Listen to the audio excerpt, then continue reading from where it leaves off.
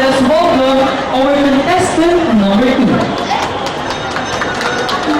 Magandang araw po. Ako si Liam Gray Loresca. Ang tulang ko ay wikang Pilipino'y huwag baguhin.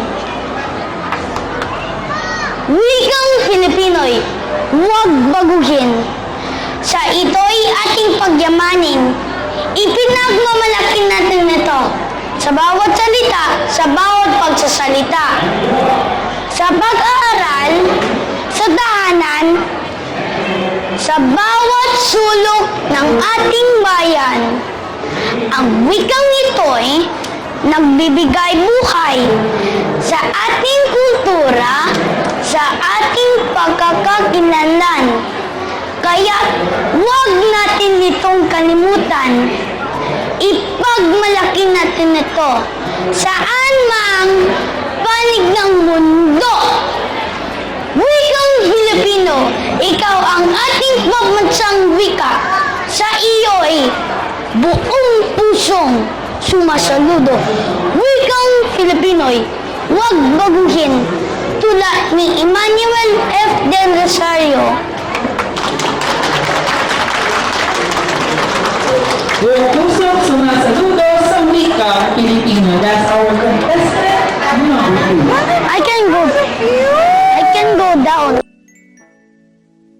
Galing-galing naman. I want to go to Laura. Where's Laura? Laura is... Again, announcing the results for pagbigkas ng tula, primary.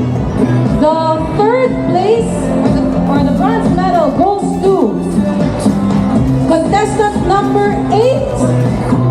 This is from Great Christian Academy. Medalist is contestant number 7. Again, silver, contestant number 7 from St. Paul College, Parañaque. Congratulations.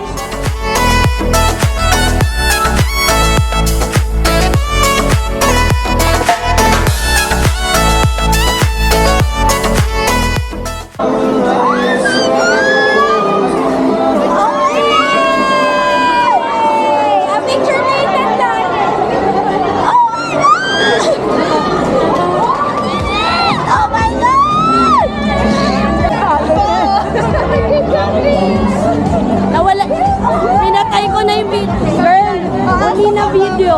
Kasi nawala na akong pag-asa. Ang gagaling nung nanalo.